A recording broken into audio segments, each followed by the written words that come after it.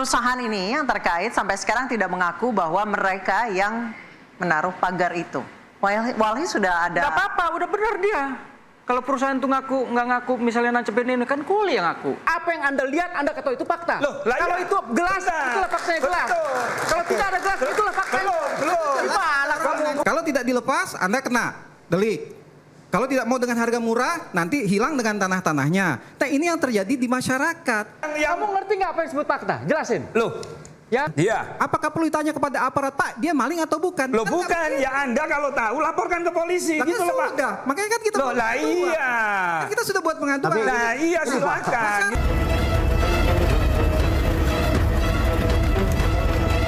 Ya sekitar 99% lah mengganggu. Tadi arahan Bapak Presiden satu, selidiki sampai tuntas secara hukum supaya kita harus benar koridor hukumnya. Apabila tidak ada itu harus menjadi milik negara.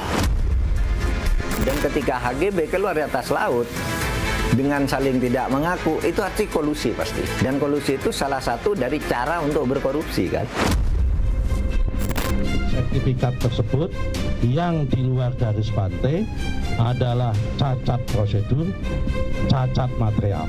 Selama sertifikat tersebut belum berusia 5 tahun, maka Kementerian ATR BPN mempunyai kewenangan untuk mencabutnya ataupun membatalkan.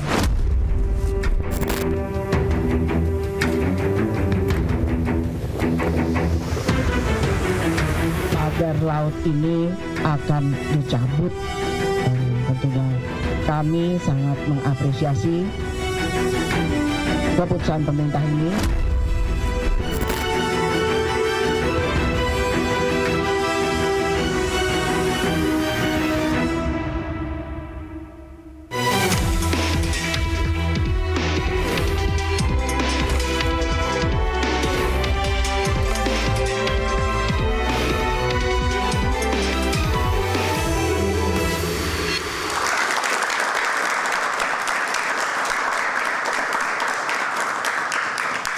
Pemirsa, pagar laut sepanjang 30,16 km di Tangerang hebohkan masyarakat. Dan awalnya, ini anehnya pemirsa, tidak ada yang mengaku pagar laut tersebut siapa yang punya. Nah, belakangan terungkap pagar laut ini miliki hampir 300 sertifikat. Ini ada hak guna bangunan sampai hak milik bahkan. Dan meskipun sudah dibongkar dan dalam proses saat ini, sertifikat juga sudah dicabut, pagar laut masih tercium bau tak sedap di balik kondisi ini. Nah, siapa sebenarnya orang-orang di balik pagar laut? Karena yang punya hak guna bangunan dan hak milik ini mengaku bukan yang membangun pagar laut itu. Dan yang paling penting adalah siapa yang harus bertanggung jawab atas terbitnya ratusan sertifikat pagar laut. Bersama saya Aryo Ardi Dan saya Anisha Dasuki. Inilah interupsi HGB pagar laut dicabut, siapa diusut.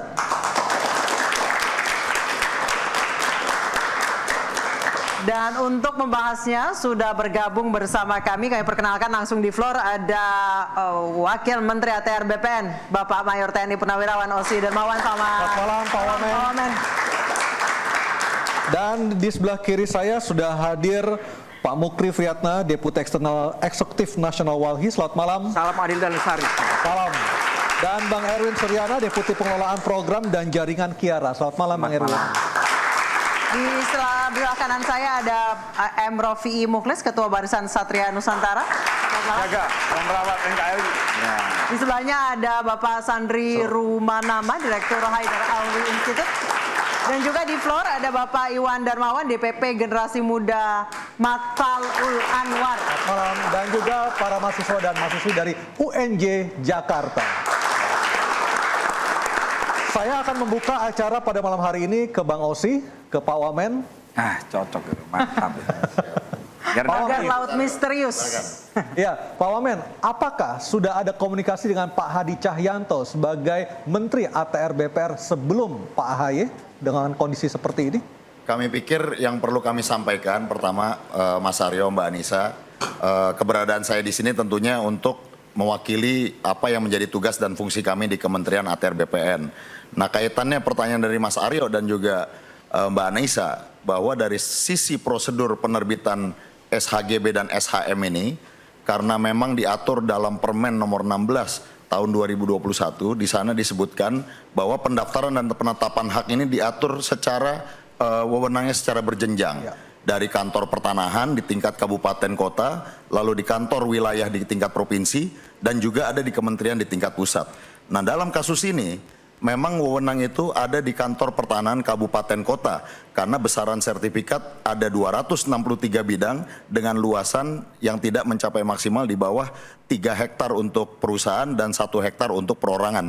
Jadi artinya memang tentunya tidak perlu ada pertanyaan terhadap menteri-menteri terdahulu ataupun pejabat-pejabat yang harus pertama dimintai keterangan tentunya adalah di titik di kantor pertanahan kabupaten tersebut. Baru dari sana mungkin Pak Wamen, bisa kita lihat. sertifikat itu terbit sekitar 2022 sampai 2023 kan ya?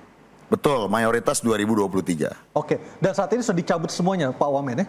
Ini sedang dilakukan review karena begini Mas Aryo Mbak, dan perlu kami sampaikan kepada publik, jangan sampai pembatalan sertifikat karena sertifikat ini adalah produk hukum yang dikeluarkan oleh ATR BPN, yang jika memang ini terbukti salah ataupun cacat secara prosedur, material maupun juga secara administrasi, memang harus kita lakukan tahapan-tahapan yang sesuai dengan peraturan perundangan yang ada supaya jangan sampai pembatalan yang kita lakukan itu justru nantinya kontraproduktif dan akan berpotensi untuk dilakukan penggugatan. Nah, artinya dari 263 HGB tadi belum ada yang dicabut Pak Wamen? 263 HGB kami sampaikan yang ada di luar kawasan pantai sebagian besar. Jadi tidak semuanya yang akan dicabut, tentunya yang pasti ada di luar kawasan pantai. Tapi yang kami ingin sampaikan adalah bahwa spirit dari Kementerian ATR BPN tentunya sertifikat HGB dan SHM yang berada nyata-nyata di atas laut setelah penelusuran dengan Badan Informasi Geospasial pasti akan kita lakukan pembatalan setelah semua proses ini kita bisa selesaikan secara secepat-cepatnya. Kalau perlu, kalaupun besok selesai kami akan bisa cabut. Oke, Pak Wamen mungkin ini untuk memperjelas dulu ke masyarakat bahwa laut itu sebenarnya tidak bisa ada HGB-nya kan?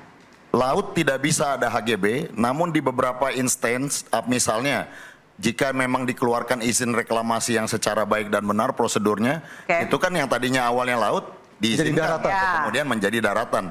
Tapi pada prinsipnya betul Mbak Anissa, Mbak Aryo, Mas Aryo, bahwa memang tidak boleh ada sertifikat di atas laut. Berarti bisa dibilang ini arahnya nanti mau ke reklamasi tapi mau jalur yang lebih murah gitu. Ya itu yang harus kita dalami, motifnya karena kami kan yang kami bisa periksa dan kita bisa teliti adalah pegawai-pegawai kami yang mengeluarkan sertifikat ini di kantor pertanahan. Sejauh ini sudah diperiksa? Saat ini sedang dilakukan pemeriksaan oleh APIP ataupun internal dari Inspektorat Jenderal. Karena itu juga bagian dari apa yang akan menjadi dasar-dasar kita untuk melakukan pembatalan ini. Oke, saya ke Bang Erwin.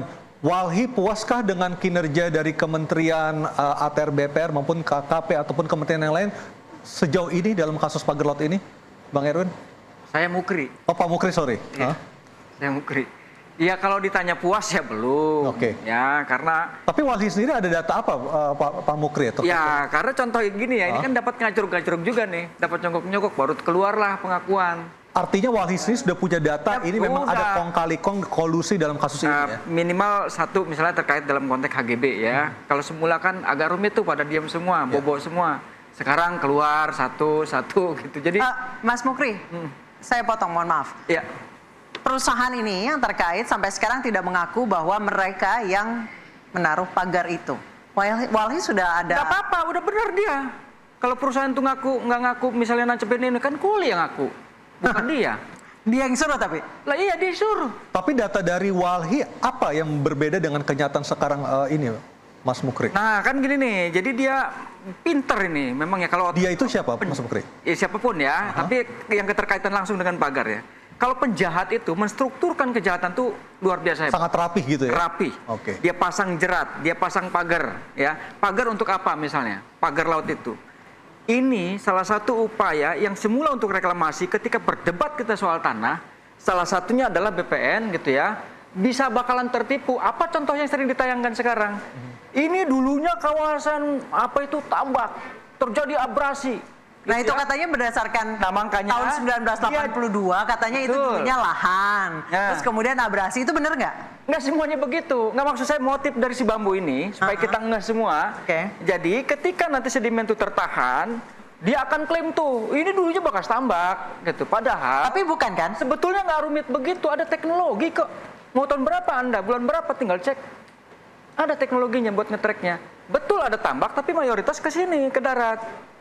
Gitu loh, bukan ke tengah laut kabur-kabur ke jauh sana. Dan sekarang yang diklaim itu adalah murni laut tadi, bukan tambak, bukan abrasi. Iya, jadi kita Walhi ini berpesan juga kepada, mohon maaf Pak Menteri, Pak Wamen, ini mumpung kita masih baru ya, jangan lagi kena tipu 2 kali oleh penjahat-penjahat ini. Merdeka kita, bangkit. Baik, saya ke Mas Erwin. Mas Erwin katanya pagar ini sebenarnya dari tahun 2014, benar? 2000 kami baru dapat kalau informasi yang kami dapat sekitar 2013. Dari 2013 bahkan? 2023. Oh, 2020. Tapi Kiara sendiri melihat kasus ini sejak tahun berapa, Mas Erwin? Sebetulnya dari mulai tahun lalu ya, kami udah mulai mendengar. Itu yang laporan dari pejabat BPR setempat atau bukan ya? Atau dari kepala desa? Bukan, kami dapat informasi sebetulnya juga dari beberapa nelayan yang ada di sana. Sudah ada pagar laut. Dan kalau dari hasil penelusuran kami sebetulnya apa yang kemudian dinyatakan oleh Pak Nusron ya sebagai menteri begitu, itu kan kemarin beliau menyatakan ada kurang lebih 1 juta meter persegi ya, atau 100 hektar kurang lebih. Tapi dari hasil delineasi kami di situs buminya ATR BPN itu sebetulnya ada kurang lebih 500 hektar yang posisinya kalau kita digitasi, kita delineasi begitu menggunakan peta garis pantai yang dari BIG, dari Badan Informasi Geospasial, itu jumlahnya ada sekitar 500 hektar persil tanah. 515 kurang lebih yang kami temukan. Jadi itu cuma bagian yang kecil aja sebetulnya. Kami bisa paham ya, karena kemudian kalau kami runut sebetulnya ini berkaitan dengan betul yang disampaikan oleh Bang Mukri tadi, bahwa ini berkaitan dengan upaya perusahaan misalnya ataupun pihak tertentu untuk mendapatkan lahan melalui proses reklamasi ya. Jadi diklaim dulu ini, lautnya diklaim dulu, baru kemudian nanti penimbunannya belakangan. Jadi gini, pagar biar terjadi sedimentasi, kemudian ya sudah nanti muncul daratan sendiri, baru kemudian bisa jadi gitu, bukan terjadi sedimentasi, bisa jadi pagar itu kemudian nanti juga kita bisa berandai-andai ya, misalnya ternyata pagar itu kemudian menjadi bukti bahwa dulu pernah ada lahan yang tenggelam. Seperti itu. Jadi cerita itu sudah mulai dibangun, narasi itu mulai dibangun ya. Tapi itu sebetulnya berkaitan juga dengan pengembangan di Banten itu sendiri. Jadi kalau kita overlay lagi peta HGB yang ada di atas laut itu tepat di atas kalau kita lihat di RT RW Provinsi Banten yang keluar di tahun 2023 sekitar bulan Maret ya, itu posisinya memang kalau kita lihat peta RT RW-nya itu daratan. Nah, ya saya mau konfirmasi ke Pak Rofi. Pak Rofi, jadi itu sebenarnya daratan atau bener abrasi atau emang lautan yang dipatok-patok? Kita ini lagi disaksikan oleh seluruh rakyat Indonesia. Jadi teman-teman Walhi atau LSM tetap harus kedepankan azas praduga tidak bersalah terlebih dahulu. Karena negara kita ini negara hukum, apalagi Pak Menteri sampai hadir di sini, Pak Wamen. Itu mungkin doa ya, jadi suatu saat akan jadi menteri. Pak Wamen Menteri BPN, Pak Osi Dermawan ya, Dermawan dalam hal ilmu supel luar biasa. Pak Menteri, terima kasih Pak Menteri. Di negara kita ini ada yang namanya BPN, yaitu Badan Pertanahan Negara, Badan Pertanahan Negara Nasional. Saya berharap teman-teman Walhi silakan mengkaji tentang pagar laut lingkungan. Tapi kalau urusan bab tanah, jangan menjadi hakim seperti yang tidak ada dalam negara. Jadi Mas Rofi tidak sependapat dengan Kiara dan Walhi? Saya tidak sependapat karena dia tidak diperintahkan oleh negara untuk menegakkan hukum. Kalau untuk membela negara, saat dilemahkan, wajib kita rakyat itu membela negara. Belum dulu. Tidak boleh Anda. Justru ini tidak nasionalis. Bentar, gini loh. Kita harus mengedukasi kepada masyarakat. Biarkan BPN melakukan sesuai tupoksinya, sesuai tugasnya. Karena BPN itu yang ditugasi negara untuk mencatat. Saya ngirim video tentang seorang warga yang ada di sana, yang ramai, cuman dia kan nggak mau untuk apa ya namanya, yang mengalami abrasi itu. Sekarang ini kita kan Abrasinya tahun berapa Pak Rofi? itu mulai tahun 82, usianya orangnya itu 70 lebih Mbak. Itu saya kirim video kalau misalnya boleh Dulunya diputarkan. tambak atau lahan atau? Jadi begini, kalau dikatakan seperti teman Walhi katanya itu tidak berupa kotak-kotak, itu memang empang itu. Itu memang tambah. Ini keterangan sana ya, jangan dibantah dulu. Ini keterangan dari warga yang ada di sana. Kita punya videonya. Rupanya pertanyaan dari warga, kita saksikan dulu pernyataan dari warga. Yang rame-rame pagar laut itu sebenarnya gimana sih Pak? Itu tanah daratan dulu, terus mengalami abrasi atau gimana Pak? Coba jadi terangkan. Daratan dulu. Oh asalnya daratan. Terus habis abrasi, ya sedikit tiap tahun jadi melebar. Oh jadi laut. Jadi laut ya. Yang dulunya mungkin 1 kilo paling sekarang tinggal 400 meter lah. Kayak gitu. Memang saya penduduk situ. Iya, Pak, yang dilakukan oleh penduduk di sana itu apa, Pak? Ketika tanahnya mengalami abrasi atau istilahnya kegandol laut, ketarik laut, apa yang dilakukan warga masyarakat di sana, Pak? Ya itu juga udah diusahakan dibendung, cuman keterbatasan biaya. Karena ngebendung itu pakai biaya seperti bambu, tenaga kuli, perlu karung. Jadi ya udahlah, udah berusaha sobek mungkin. Ya berhubung peribahasa kita nggak ketolong, dia kan besarnya tanggal 15, tanggal 30. Saya ke Mas Mukri dulu. Mas Mukri, melihat video ini, apa yang ada di benak Mas Mukri sebagai anggota Walhi? Ya, kita ini kan juga bekerja ya di pesisir itu. Saya sebut contohnya, ini persoalan yang namanya tanah timbul. Itu tanah timbul itu sedimen. Dia nggak pernah mengubah yang namanya pesisir pantai. Inilah yang kemudian tanah timbul yang biasa disebut oleh rakyat itu, oleh kalangan petambak, sebetulnya tanah sedimen, kemudian dikelola menjadi tambak. Nah, tanah ini tidak pernah menjadi tetap. Dia pasang surut, ketika gelombang besar dia hilang. Kalau gelombangnya surut dia timbul. Ya, dia timbul. Inilah suka jadi sengketa. Jadi kalau tanah daratan itu gampang terkikisnya kelihatan. Beda dia konstruksi karena titik ikat partikel tanah itu berbeda. Antara yang di darat dengan yang hasil sedimen itu. Saya ke Pak Wamen sebelum break. Pak Wamen, ATR BPN bisa nge-track itu sampai ke tahun 82, ada datanya kan? Ya memang pada saat isu ini berkembang pada hari Sabtu, hari Senin Pak Menteri konferensi pers, pada hari itu juga Pak Menteri mengirimkan dirjen survei dan pemetaan pengukuran tanah berkoordinasi dengan Badan Informasi Geospasial. Apa temuannya Pak Wamen? Bisa menentukan untuk menentukan titik garis pantainya di mana.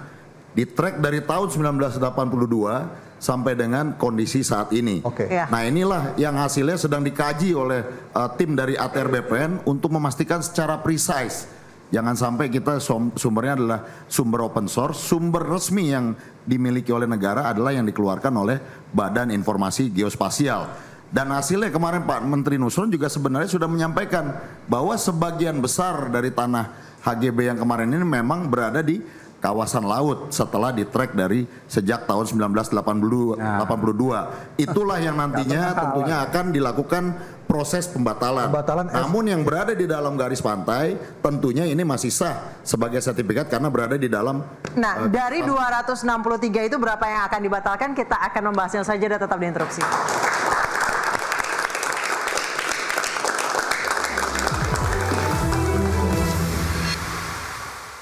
Apa yang Anda lihat, Anda ketahui itu fakta. Kalau itu gelas, itulah faktanya gelas. Kalau tidak ada gelas, itulah faktanya. Kalau tidak dilepas, Anda kena delik. Kalau tidak mau dengan harga murah, nanti hilang dengan tanah-tanahnya. Nah ini yang terjadi di masyarakat. Kamu ngerti nggak apa yang disebut fakta? Jelasin. Ya, bentar.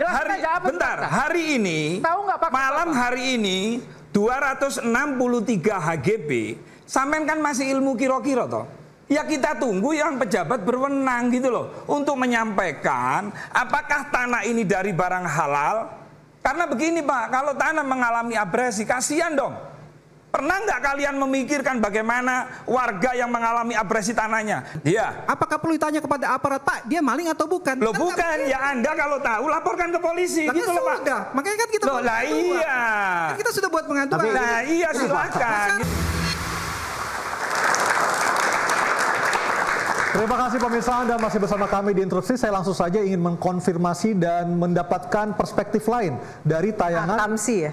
Kenapa? Dari Akamsi. Anak kampus ini dari Pak Iwan Darmawan, DPP Generasi Muda Matlaul Anwar, sekaligus putra daerah di Mauk, Tangerang, yang juga paling paham, paling mengerti kondisi di sana seperti apa. Apakah benar sebelumnya itu adalah daratan dan akhirnya kena abrasi sehingga sekarang menjadi lautan, Pak Iwan? Baik. Terima kasih Mas Aryo dan Mbak Anissa. Sebelumnya saya ingin memperkenalkan diri dulu. Saya Iwan Darmawan, saya dari DPP Generasi Muda Matlaul Anwar. Ya. Ini adalah salah satu badan otonom dari Ormas Islam yang terbesar dan tertua di Banten. Ya. Jadi kami ini lahir, tumbuh dan besar di lokasi yang sekarang sedang ramai diperbincangkan. Okay. Tapi saya ingin ini supaya kita sama-sama konstruksinya bertemu pada satu sudut yang sama dulu, sehingga kita bisa melihat sesuatu secara lebih objektif. Saat ini yang terjadi adalah narasi yang dibangun bahwa ini adalah persoalan perbedaan sudut pandang, perbedaan pendapat. Tapi saya dengan tegas ingin mengatakan bahwa ini adalah persoalan perbedaan kepentingan. Oke. Ada distribusi abuse of power dari tingkat yang paling atas sampai tingkat yang paling bawah. Paling atas itu siapa Pak Iwan? Presiden. Presiden yang mana? Yang terdahulu. Pak Jokowi? Ya, betul. Oke. Sehingga kemudian masyarakat di bawah terkondisikan untuk tahu banyak hal sebenarnya, tetapi harus seolah-olah tidak tahu. Contohnya apa Pak Iwan? Pemagaran laut. Oke. Yang menancapkannya ada, yang bekerjanya ada, yang menyaksikannya ada, mendokumentasikannya ada, by name, by data, jelas. Perusahaannya ada berarti? Perusahaannya ada. Yang mengaku punya HGB? Iya. Nah, walaupun sekarang tidak ngaku bahwa dia yang nancapin kan? Ya, jadi kami sudah menyampaikan pengaduan ke Mabes Polri. Jadi DPP Gema Matlaul Anwar bersama dengan Koalisi Masyarakat Sipil, termasuk LBH Muhammadiyah, kemudian dari Walhi dan lembaga-lembaga yang lain, ada 10 lembaga itu, kami sudah membuat pengaduan ke Mabes Polri. Dan ya kita berharap bahwa ini segera ditindaklanjuti dan hukum harus ditegakkan. Karena begini, kita paham siapa pemainnya. Karena nama-nama ini adalah nama-nama yang sudah cukup dikenal karena pemain lama. Dari data Anda siapa Pak Iwan pemainnya? Ya diantaranya misalkan Eng Chun, Ali Hanafi. Ini kan pemain-pemain yang sudah dikenal luas di masyarakat yang karena tadi saya katakan, karena ada tekanan, ada pengkondisian sehingga masyarakat tidak berani untuk bicara. Tekanannya seperti apa Pak Iwan? Gimana? Tekanan seperti apa? Intimidasi misalnya, didatangi aparat, dipanggil ke kantor desa.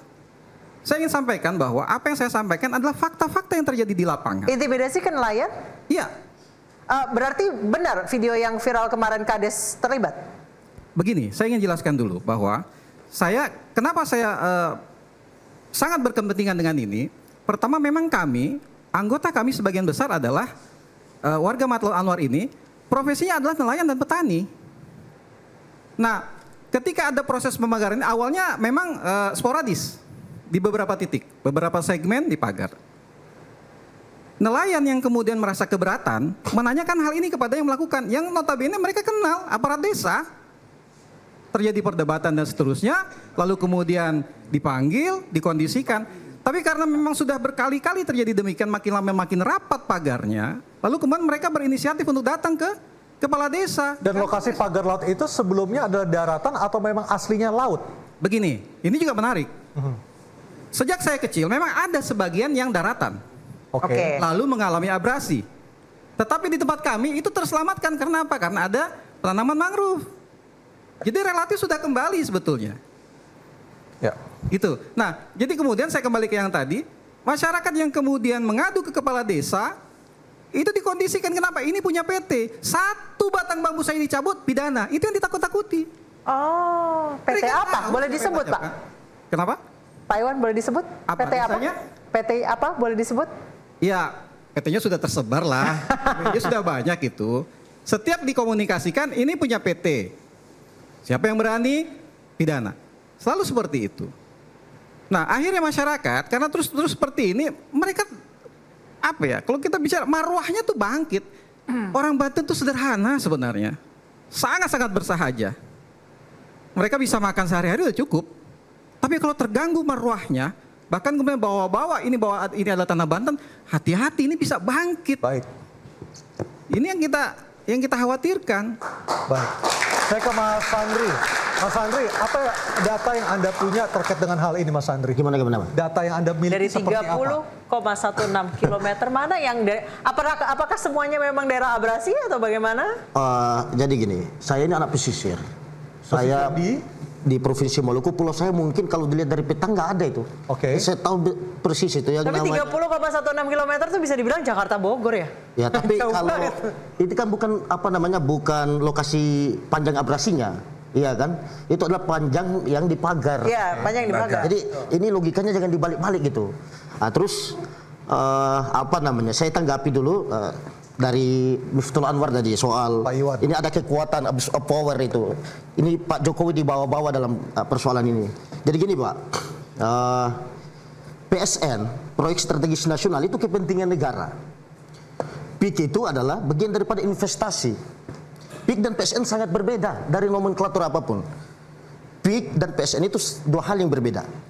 Yang kedua, yang namanya berbicara soal proyek strategis nasional, Presiden itu punya kepentingan berdasarkan informasi dan pengusulan dari kementerian-kementerian terkait. Urusan teknis ya urusan kementerian terkait. Apa hubungannya Pak Presiden dengan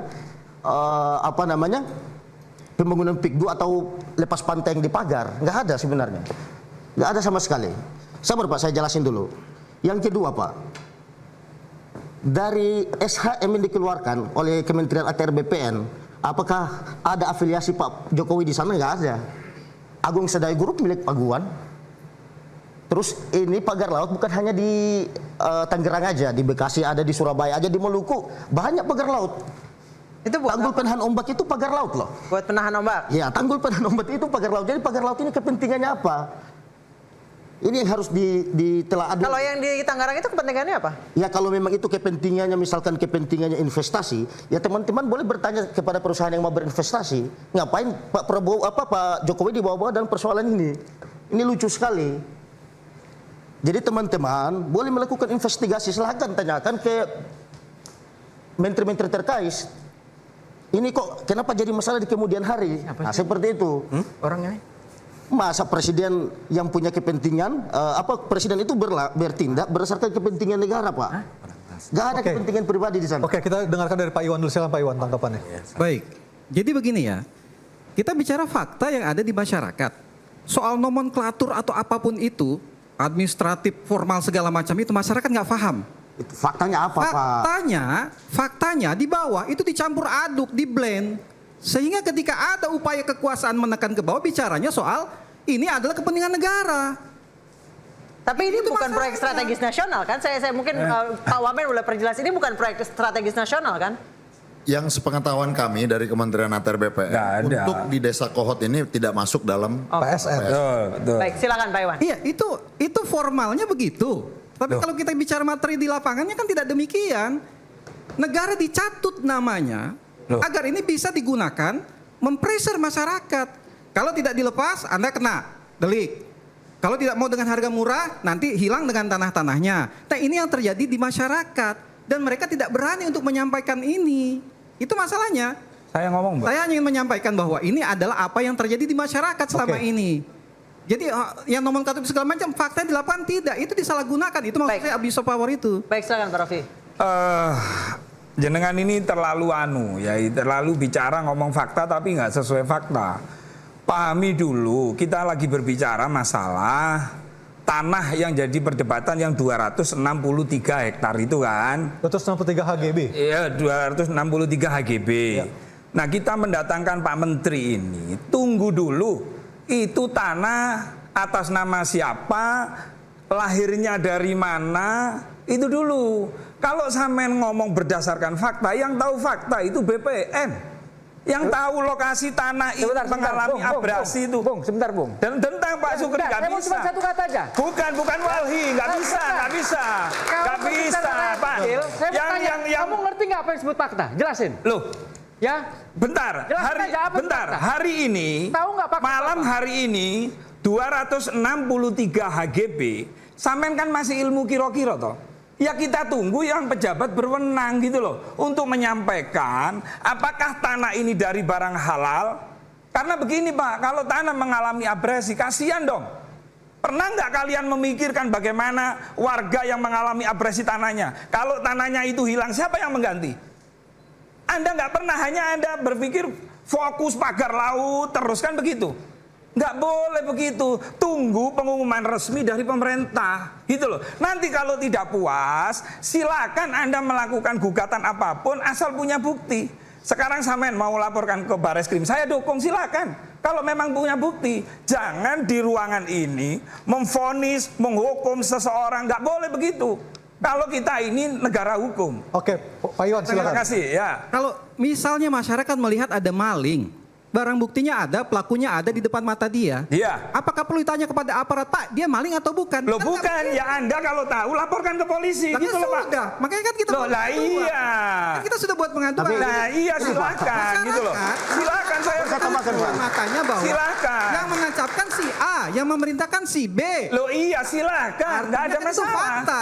Salahkan. Nah. Itu bukan fakta. Fakta itu kalau diputus oleh pengadilan, itu baru fakta. Kalau mau Anda nggak ngerti. Nggak bisa Pak. Saya tanya, fakta itu apa? Loh, fakta itu kalau kita berbicara fakta hukum, apa? ya itu punya kekuatan hukum tetap. Apa fakta itu? Gimana? Loh, kok tanya fakta lagi sama ini? Fakta itu ya, ini saya jelasin tuh. Yang disebut fakta adalah apa yang Anda lihat, Anda ketahui itu fakta. Loh, lah kalau iya. itu gelas, itulah faktanya gelas.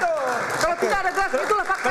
Belum. Gimana kamu ngomong fakta-fakta? Kalau fakta, melihat, dengarkan dulu. Lalu ini tidak disebut fakta. Saya bingung dengan ini. Masyarakat melihat, berdiskusi, bertanya, ini punya siapa? Ini punya PT. Loh, lah iya laporkan, Pak. Ya kan sudah dilaporkan. Loh, lah iya silakan ditunggu hasilnya. Nggak bisa sampean berbicara.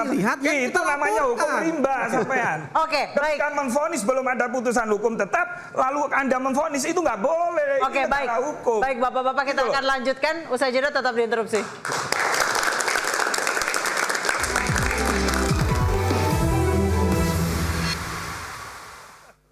Nah, tapi kemudian ini menjadi semakin masif, gitu. Nah, sehingga kemudian nelayan mempertanyakan ini langsung kepada yang mengerjakan. Ini untuk apa? Ini untuk PT. Itu jawabannya.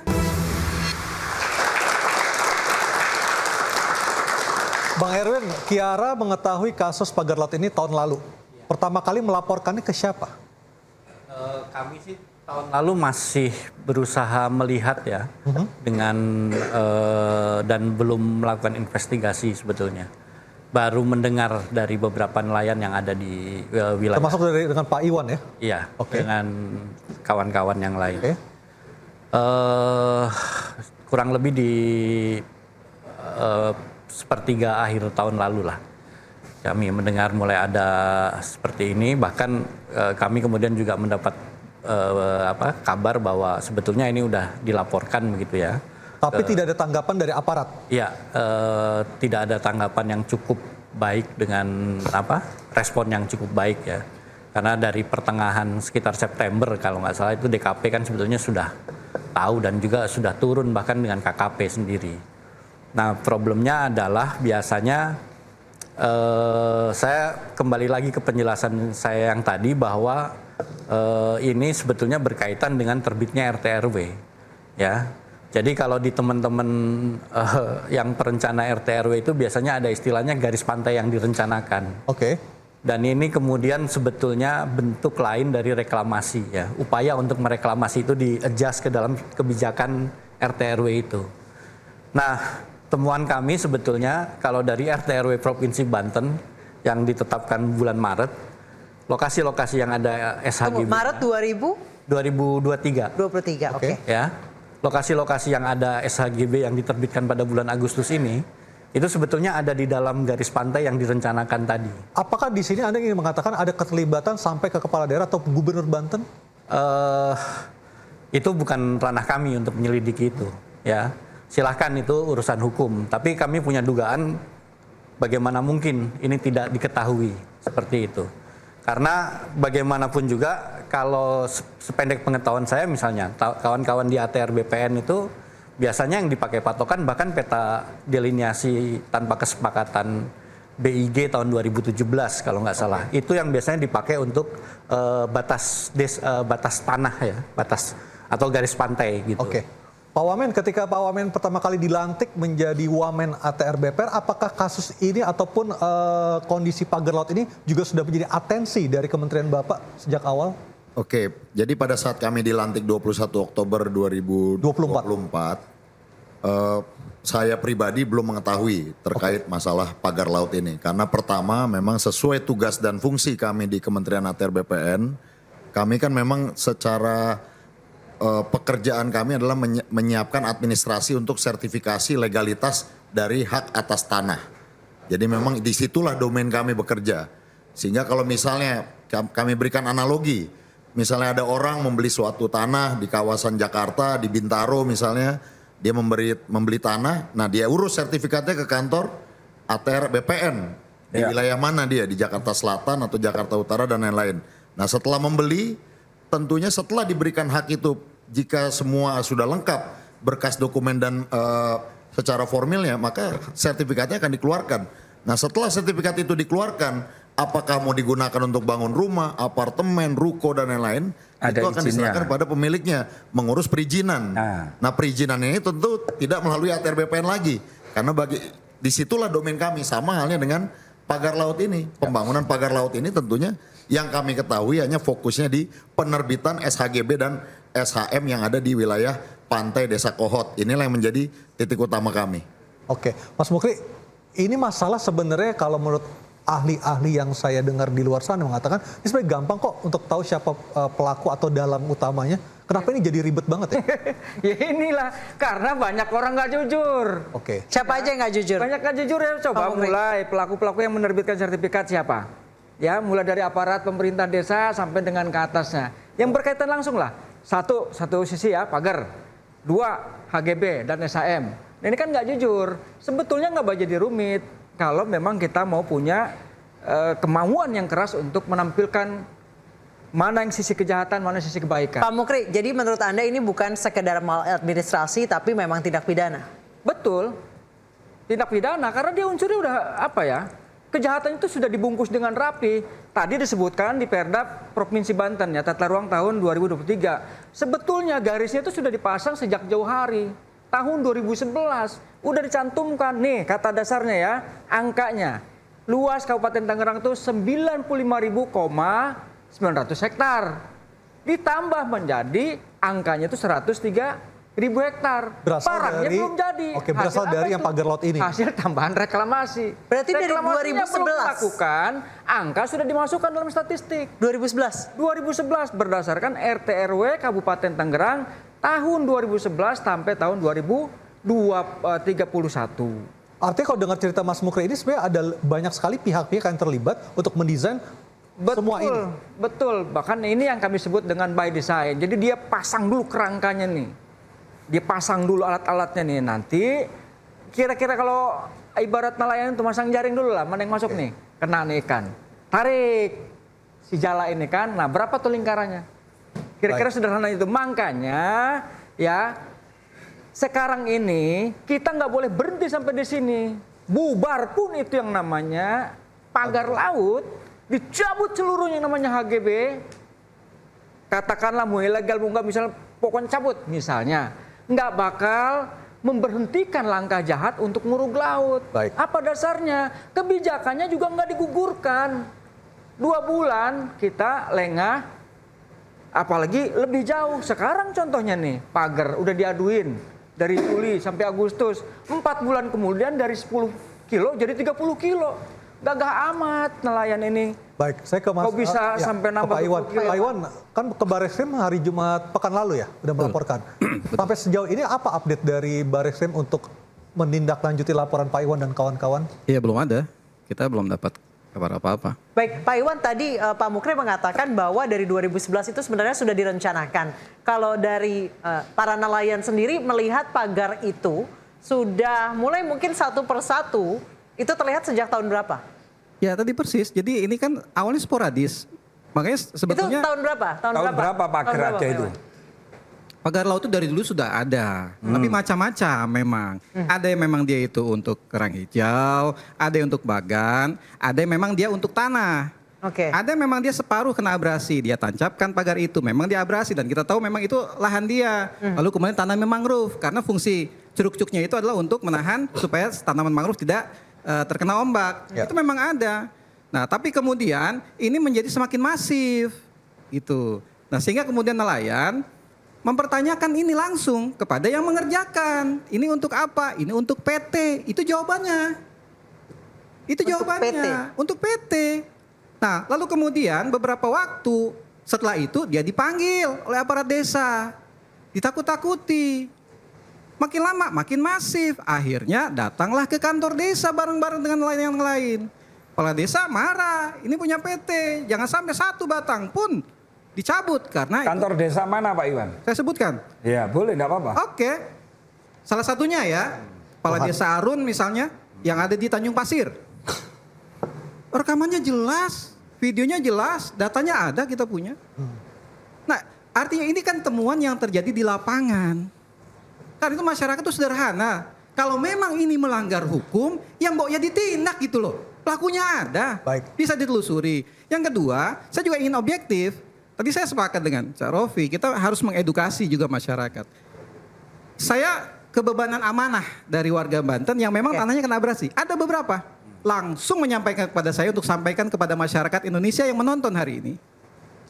Lahan mereka memang kena abrasi dan mereka ikhlas lillahi ta'ala itu untuk negara dimanfaatkan untuk seluas-luas dan sebesar-besarnya kemampuan rakyat. Tapi mereka tidak ridho dunia akhirat apabila ini disalahgunakan, dimanfaatkan untuk kepentingan korporasi yang tidak berpihak kepada rakyat. Baik, kita akan lanjutkan usai jeda tetap berinterupsi.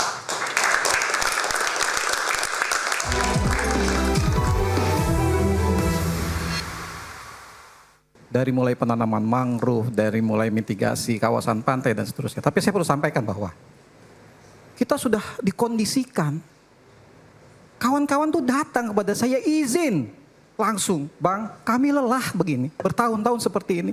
Kami mohon izin tidak bisa membersamai perjuangan kalian. Walaupun hati kami bersama kalian, tapi kami terpaksa karena ekonomi.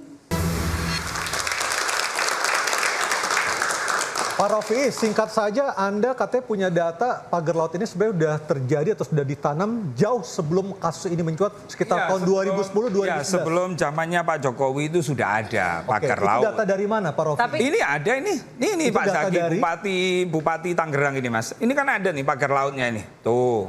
Oke, Anda bisa mempertanggungjawabkan hal itu? Oh bisa, kan ini ada fotonya Pak Bupati. Tahun berapa ya? Pak Bupati diundang aja. Ini sebelum Pak Jokowi, Pak Jokowi. Mas Andi punya data yang sama juga? Sama. Jadi ini berdasarkan RT RW-nya aja, itu udah jelas. Udah jelas sebelum era kepemimpinan Pak Jokowi ini udah direncanakan. Ini teman-teman Wahid temuan sendiri kok. Berdasarkan RT RW Kabupaten Provinsi Banten kan. Nah, itu udah jelas.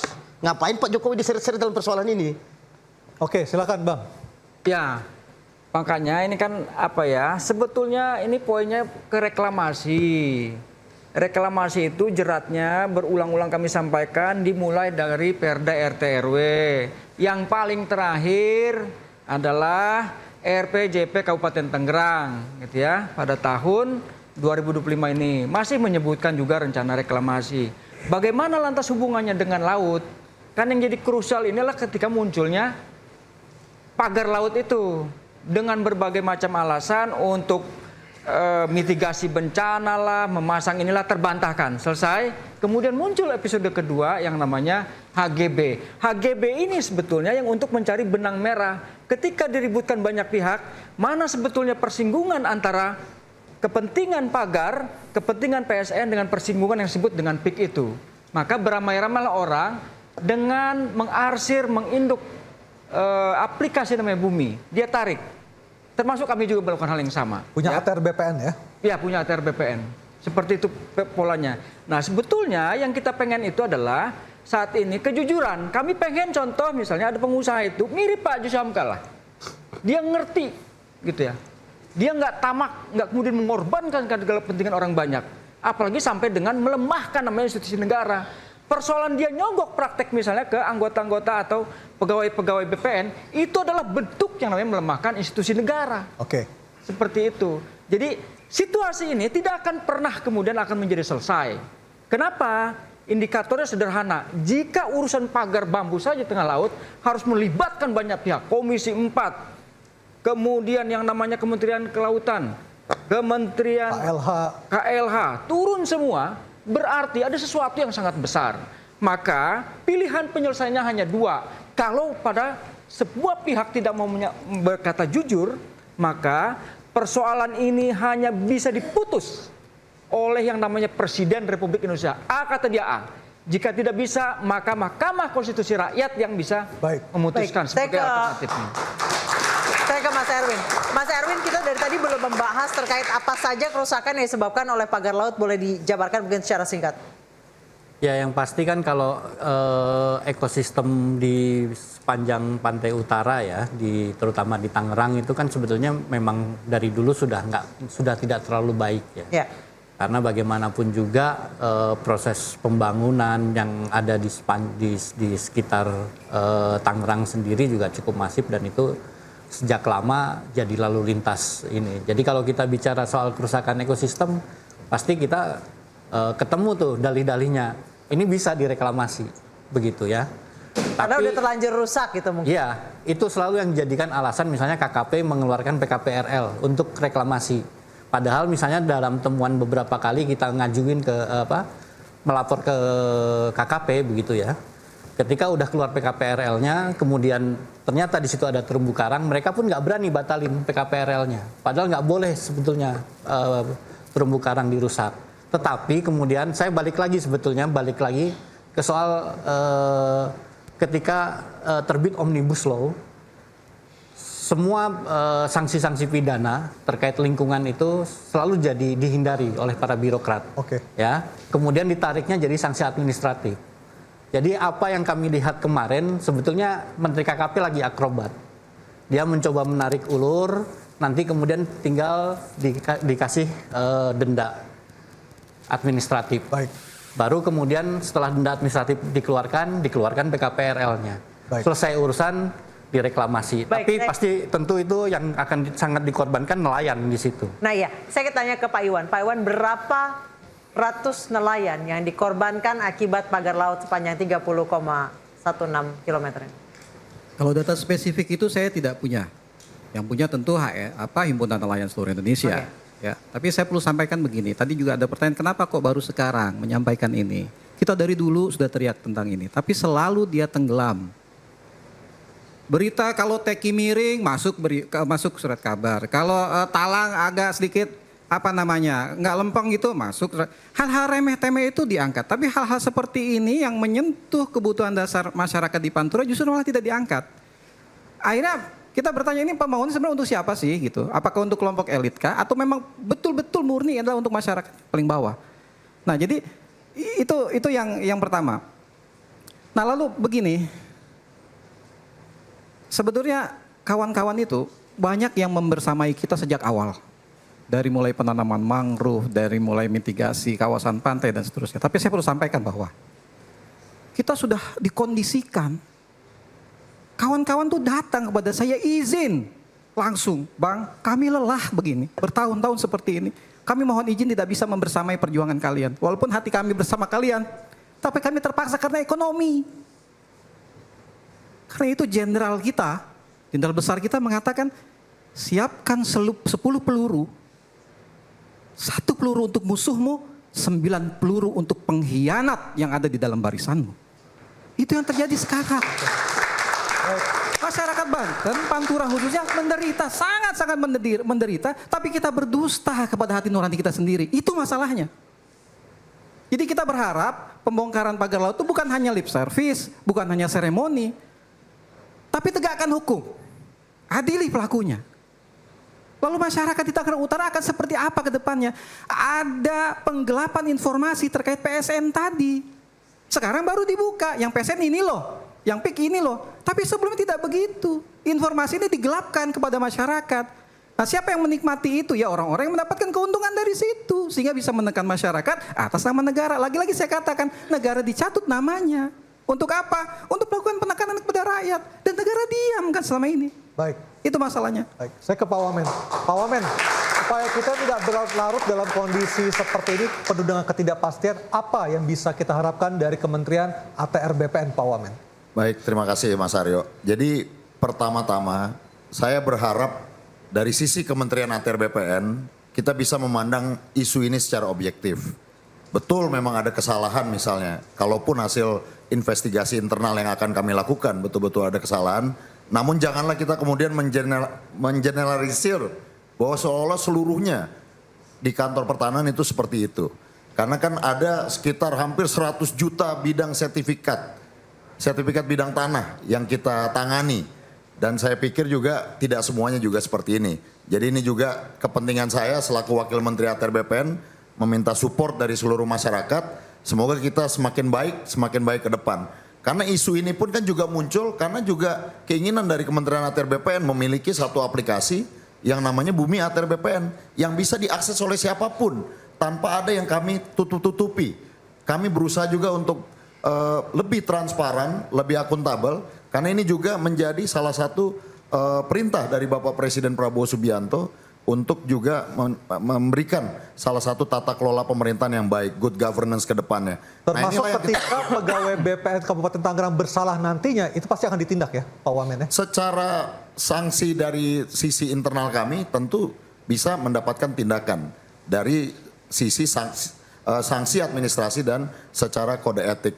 Dan jika ada unsur pidana maka akan diserahkan kepada kepolisian. Ya itu tentunya menjadi ranah APH kemudiannya. Jadi kami pikir semangat dari komitmen dari Kementerian ATR BPN, perintah dari Bapak Prabowo Subianto khusus kaitannya SHGB dan SHM yang berada di luar garis pantai hasil pantauan dari Badan Informasi Geospasial, kami bisa pastikan pasti akan kami cabut. Baik.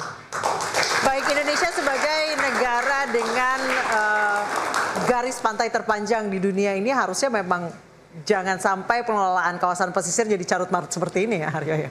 Harusnya balik lagi untuk kepentingan rakyat, sebesar-besarnya untuk kemaslahatan umat. Betul sekali. Hari kita saya Anissa Dasuki.